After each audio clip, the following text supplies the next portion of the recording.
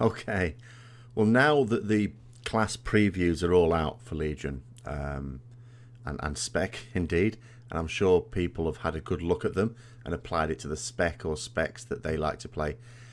I think a lot of people are now seeing just how much the spec is going to change. Now, in a new expansion, aspects of the gameplay always change. It's always a completely different beast. I've mentioned before, I mean, one of my main tasks when you're, or any raider, is there's a lot of things you've got to do when the expansion starts. You've got to level up, you've got to get yourself geared, ready for raids, and you've got to learn how to play your bloody class. But this is fairly severe. Severe, really. Now, there are different reasons for playing a particular class or spec. My personal reason is just that I have played Paladin since Dungeons and Dragons days 30 years ago. When I played Warcraft 1, 2 and 3, and I didn't actually play World of Warcraft when it first came out. I knew about it. I'd followed the sort of development of it a little bit in passing, but I didn't actually play it because I wasn't sure that I'd like it. I'm not sure that I liked the sound of an MMO. And what got me into it in the end, it was a couple of months after release. It wasn't a long time after. A friend of mine who was playing it said, "Oh, you should get this. It's really good." And I just asked one question: "Can you play a paladin?" He said yes. I said, "Okay, I'll get it tomorrow," and that was it. So it's really for lore reasons that I play my class and spec. They would have to make the spec completely useless, and I know they've tried on many occasions, but there have been times this expansion when I have thought to myself, should I just cut myself loose of all the hassle all the time as a Retribution Paladin and just go for something else? Because I've played other classes and specs on Alts, and some are alright, some I could go with, but it's just the idea of a Paladin, the idea of a Retribution Paladin in particular, just really appeals from a lore point of view, because I've been playing it for so many more years than World of Warcraft has even been out in role-playing games. So for me, they'd have to really do a hat-trick job on it. Other people, though, it's different. Other people choose their class of spec because they enjoy the play style. And some people will change from expansion to expansion as it changes. These people are really in a bit of trouble now, because they're looking at this and thinking, this isn't the class I enjoy, or this isn't the class I can play really well. Because that's an interesting question. Someone might be looking at this and thinking, will I be able to play this well when it comes out? So yeah, I mean, I'm sure Blizzard will have given consideration to the reaction, because these changes are seismic across a lot of specs, and we haven't even seen the talents yet. It is a risk, of course, upsetting so many players. Some players will be quite positive about it. I've known more than one mage who does not like certain aspects of the way mages have been playing the past couple of years, mostly based around the last two tiers of talents, Rune of Power and Prismatic Crystal and things like this. And I can well imagine not at all fun. So they might be looking at this and thinking, actually, this may be an opportunity to have a much more fun class. But there's a lot of players playing a class that they do enjoy the playstyle of, thinking, well, I enjoy it now and you're changing it a lot. Will I still enjoy it? And the answer may well be no. So then those players will think to themselves, do I enjoy World of Warcraft enough to either stick with it or pick up another class or spec? That's the risk Blizzard are running. And that is why they have to make sure that Legion itself sounds so good and is so good that people will stick with it, even though they have effectively lost the class that they enjoy playing. I am still wondering why they've brought these previews out when they did as well. I actually haven't heard a satisfactory reason for it. I mean, if you're going to bring out information about a new expansion, you're doing it for one of two reasons. It's either to generate interest, or it's to generate feedback. It can't be to generate interest because they just had BlizzCon. There was so much information coming out, so much. At the same time, what feedback do they really want? I haven't even, this is curious, there has been obviously a lot of feedback. Some of it will be positive, some of it will be negative. You would think the balance will probably be more negative. Doesn't mean to say that they're doing a bad job of this, by the way, but it's a natural reaction to your class abilities being changed. And I've certainly been no different. I haven't really seen them responding to this feedback, though, in any real sort of way. I haven't seen many responses that address issues other than confirming certain abilities are gone. So from a Retribution Paladin point of view, people were asking, does this mean Hammer of Wrath's gone? Yes, it's gone. Little things like that. Not really explaining or sort of saying, don't worry. I remember one question, Warrior asking, does that mean Ren's gone? Not necessarily, you can have it as a talent. That sort of thing. But again, that's not really addressing the core reasons. It looks to me like they have changed these abilities for roleplay reasons. Now, that is the reason they have sort of said for these changes. To make each class distinct again. Now, this is how classes used to be in the early days of MMO, and that includes the early days of World of Warcraft. You had a lot of abilities that were there for flavour, for roleplay purposes. But it didn't make for a very balanced situation. It has to be said, been a bit of homogenization of abilities. For example, melee all getting a 12-second interrupt, apart from Shamans. There's a bit better. But by and large, we all get that ability. You know, and you know, a lot of classes, I think everyone now, apart from mages at the moment, has got some sort of self-heal. Far more abilities than we did during vanilla, far more. Just so that everyone can do a task in the raid group or in PvP. And that increases balance. But you can argue, okay, it means that we all end up with very similar abilities. I would still say all the classes do play very differently, by the way. I would never say that any of the classes so far are playing like there's 11 classes at the moment. There's going to be 12. No two of them are the same at all. So I don't necessarily think they had to go this far. But it is a concern. You have to trust Blizzard to a certain extent. They've been doing this for a long time. Will they be able to balance it? It's not actually, that's the wrong question. Will they balance it? Not will they be able to. That'll be interesting. Will people be able to learn how to play the new dynamic quickly enough to give it a fair test in beta? Because we need to get people aren't even in beta yet. Not even the sort of top players at the moment, or if they are, they're keeping very quiet. So yeah. I don't know why they've brought this information out, because we can't really give complete feedback, because one, we can't play it, we're just looking at the abilities and imagining how it'll play, but then we can't even imagine rotations because we don't have the talents. Like for Retribution Power, I look at it as I've got 2 holy power generators, but then they've already confirmed, as if it wasn't obvious anyway, yes, but there's other talents to put into your rotation as well. Well, of course, but what are they? I don't know. So how can I give feedback? How can I say this is good or this is really bad? No. Because I don't have the full toolkit. So again, the question is asked, why have they released this information? When we already had so much information after BlizzCon about Legion in general. We're not into... The beta is coming out when the beta is coming out. Maybe a couple more weeks, maybe whatever.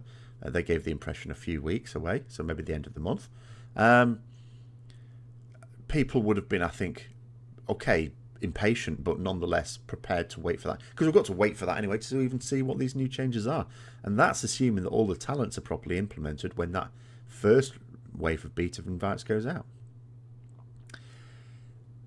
In addition to the overall change in gameplay as well, there has been, going from MOP to WOD, there was what they called pruning of abilities.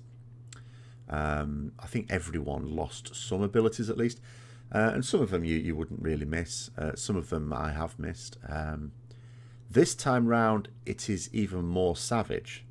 And again, in some cases, I've looked through different classes, but I think, yes, because you don't actually need those. Sometimes, like, combined two things into one ability, because it was never needed to be two in the first place. That's a good thing.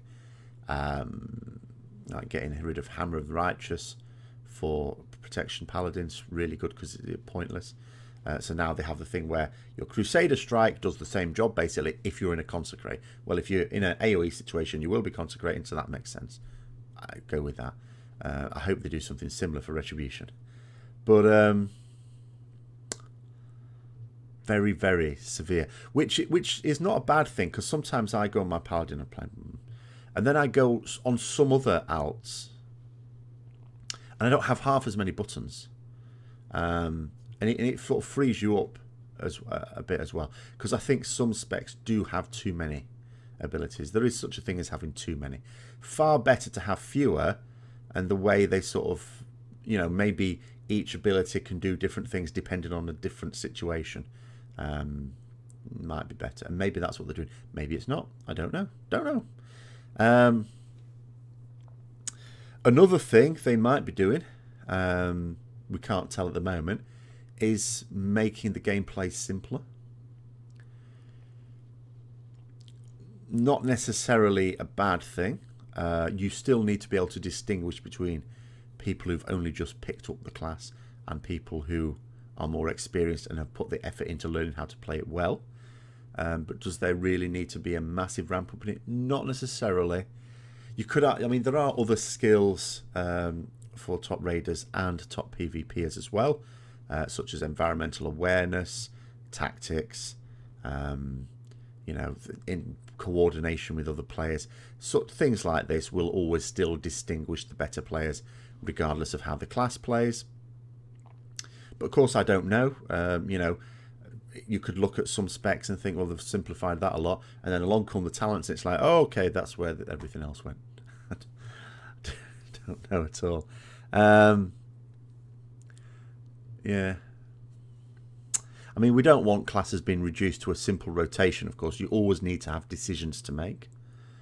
They have been mucking about with the resource systems as well, which, again, fair enough. Because, I mean, mana needs to go off almost everything, really, in terms of DPS at least. Because only arcane mages at the moment even manage their mana. No one else cares about it. It's there. For me, the only thing that uses my mana is healing. And the heal's crap anyway. You know, the most expensive resource my healing costs me is time. To actually do any sort of healing takes actually quite a long time, because each heal does bugger all. But yeah, if I keep spamming it, I'll run out of mana. But none of my damage abilities do that. And if I burn all my mana from my healing, again, it wouldn't stop me doing damage because it builds up so quickly. Yeah.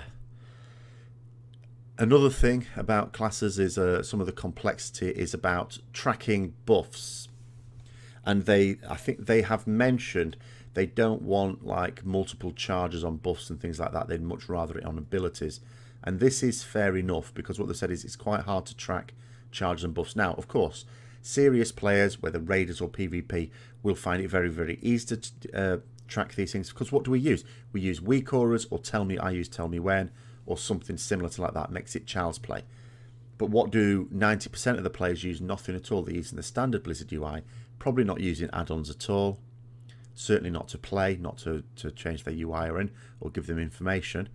And you're putting in an artificial difficulty barrier there, which is totally unnecessary. I mean, some people say, oh, I like this ability because it's more complex. It's not complex, because all you do is you create a weak aura or tell me when or something like that to let you know when this thing has procced, or to let you know how many things it's got or how long it's got left on it.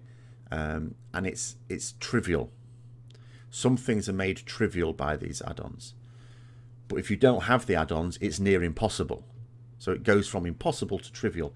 So is that something we need in the game? Is that a good thing to have in the game? No. So if they're working on getting rid of things like that, things to track, that aren't that if you can use a weak core or something like that, adds no difficulty at all. I mean, fine, have procs where you still got to demonstrate some skill to get best use out of it. That's absolutely fine.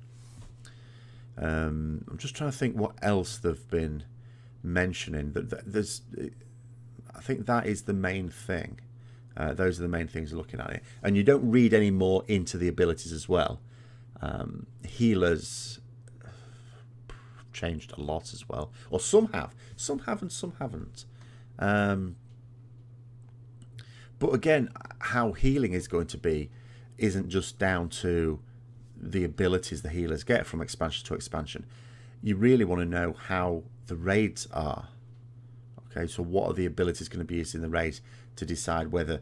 Because it's a bit like in Warlords of Draenor, this is more for, I suppose, DPS, ranged DPS in particular. Because what they did a couple of things in Warlords of Draenor. They took away ranged ability to like cast on the move, apart from hunters.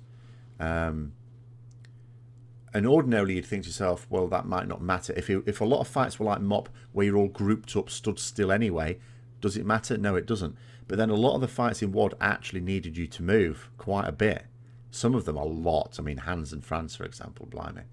But there was quite a bit of movement, and being, finishing off a cast and being slow to move could easily result in your death on fights like Gruul or something like that as well, or Iron Maidens. So, they did these things in tandem. The same thing may well apply here. They could be taking away certain abilities, and we look at it at the moment and we think, well, that's not that big a deal, because we're thinking in terms of Warlords of Draenor fights. But in actual fact, we have to be able to think of it in terms of Legion fights, but we don't know what they're like at the moment. So there's so many unknowns that it's absolutely impossible to give real good feedback on these abilities. So why have you released them, Blizzard? Why didn't you just wait for beta and wait for everyone to just sort of pass the information out there? Because then those beta players would have also been able to say, look, we've got these abilities, blah, blah, blah, and this is how they're working, because I've had a go at them, and this works and that works. This maybe doesn't. And then I think they're making a rod for their own back here. I really do. But yeah, I come back to my first question. Why have they released this information? Don't know.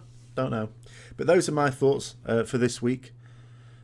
As each week goes on, we'll get closer to beta and we'll get some more answers. Who knows what will come out in the next week? Obviously, in the next week, we've got we'll look forward to a bit more actual Warlords of Draenor for the last time, patch coming out very soon, and then it'll all be into Legion. The focus will be entirely onto Legion. But anyway, those are my rambling thoughts for today and this week, and until later, I'll see you later.